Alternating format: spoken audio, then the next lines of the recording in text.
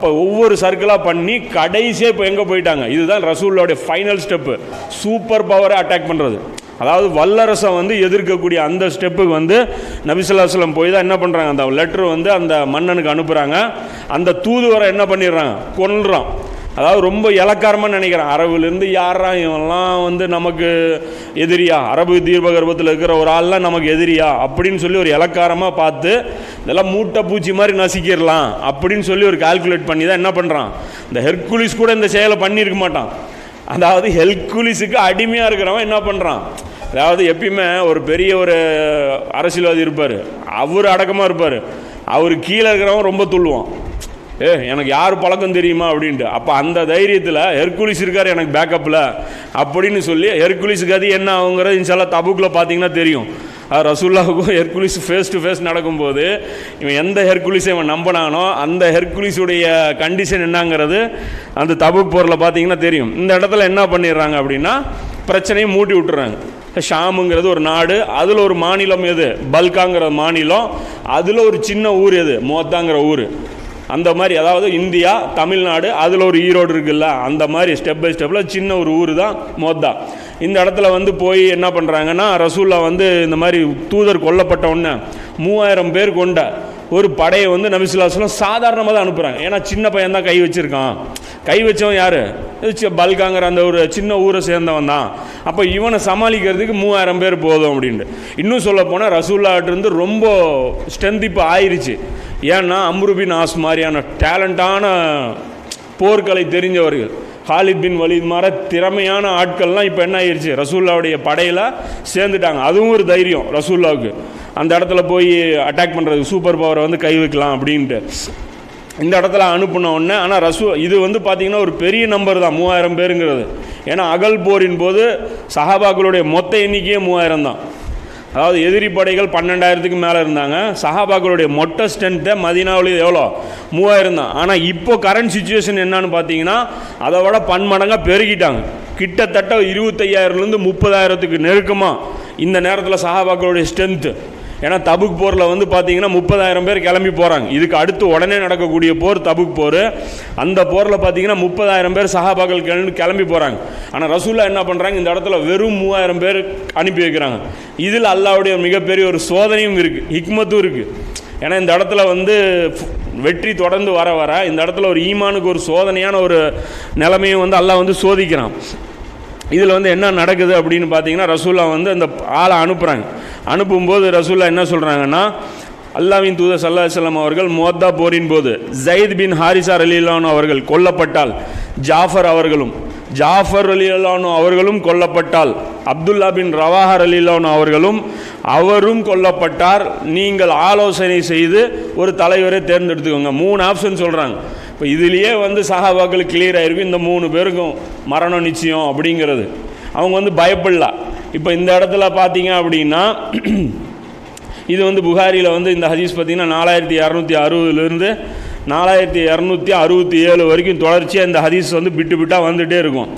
இந்த இடத்துல வந்து ரசூலா உபதேசம் பண்ணி அனுப்புகிறாங்க. சஹாபாக்கள் என்ன சொல்கிறாங்கன்னா, நீங்கள் ஹாரிஸ் இப்னு உமைர் கொல்லப்பட்ட ஊருக்கு போங்க, அதாவது அந்த தூதர் கொல்லப்பட்ட அந்த ஸ்பாட்டுக்கே போங்க, போய் அங்குள்ளவர்களை இஸ்லாத்தின் பக்கம் கூப்பிடுங்க. அவர் இஸ்லாத்தை ஏற்றால் நல்லது, மறுத்தால் அல்லாஹ்விடம் அவர்களுக்கு எதிராக பிரார்த்தனை செய்யுங்க. மறுத்துட்டாங்க அப்படின்னா அல்லாஹ்கிட்ட பிரார்த்தனை செய்யுங்க, யா அல்லாஹ் இந்த எதிரிகளுக்கு எதிராக எங்களுக்கு வந்து பலத்தை கொடுன்னு சொல்லி பிரார்த்தனை செய்யுங்க.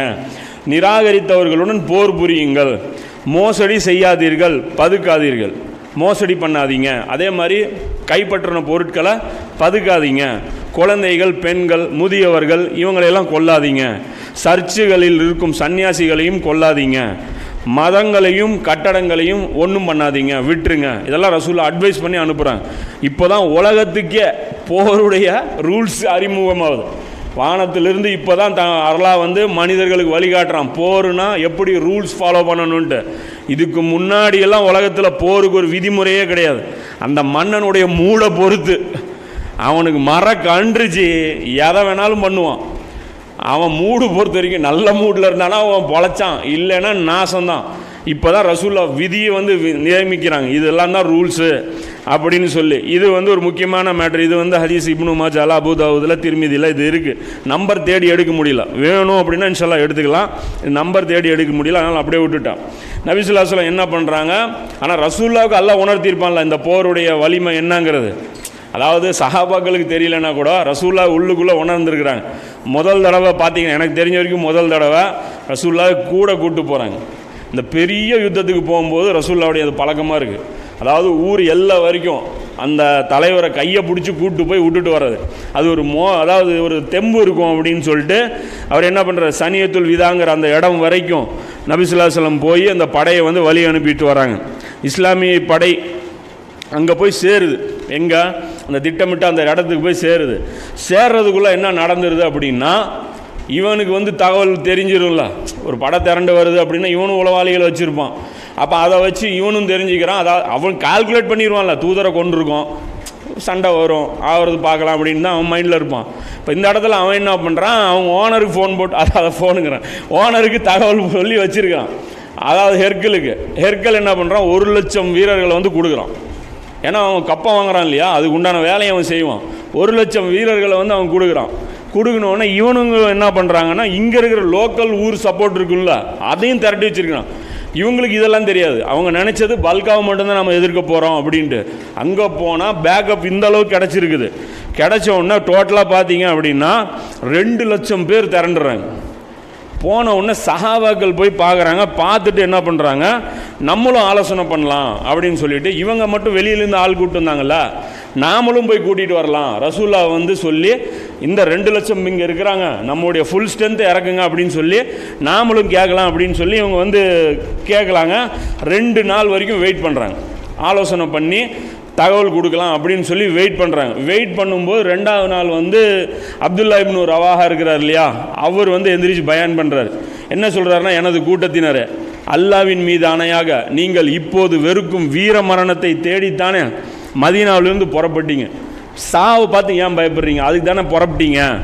நாம் எதிரிகளிடம் போரிடுகிறோம், நமது ஆயுதங்களை கொண்டா அல்லது ஆற்றலை கொண்டா அல்லது எண்ணிக்கையை கொண்டா, எதுவும் இல்லை. பின்னர் ஏன் யோசனை, நமக்கு அல்லாவுடைய உதவி தான் மெயின். இதுதான் இந்த இக்பாலுடைய ஒரு கவிதை கூட அவர் சொல்லியிருப்பார்.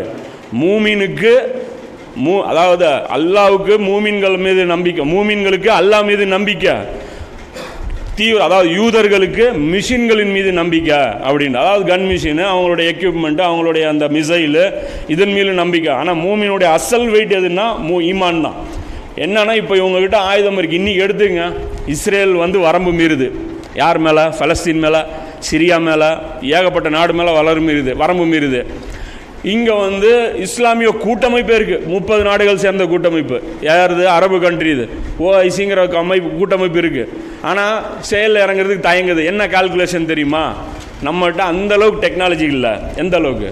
இஸ்ரேல் அளவுக்கு டெக்னாலஜி இல்லை. நம்மகிட்ட போர் கப்பல்கள் இல்லை, போர் விமானங்கள் இல்லை. அதனால் நம்ம என்ன பண்ணுறோம், வெயிட் பண்ணுறோம். இஸ்ரேலை வந்து நாம் வந்து இப்போ வந்து கை வச்சிட முடியாதுங்கிறாங்க. ஆனால் மூமினுடைய அசல் பலம் எக்யூப்மெண்ட் இல்லை, ஈமானில் தான் இருக்குது.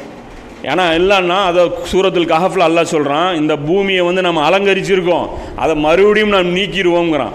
இவங்க எல்லா மிஷினும் வச்சுருந்தாலும் அதுக்கு கரண்ட் வேணும், சுவிட்சு போடுறதுக்கு இவங்களுக்கு கரண்ட் வேணும்.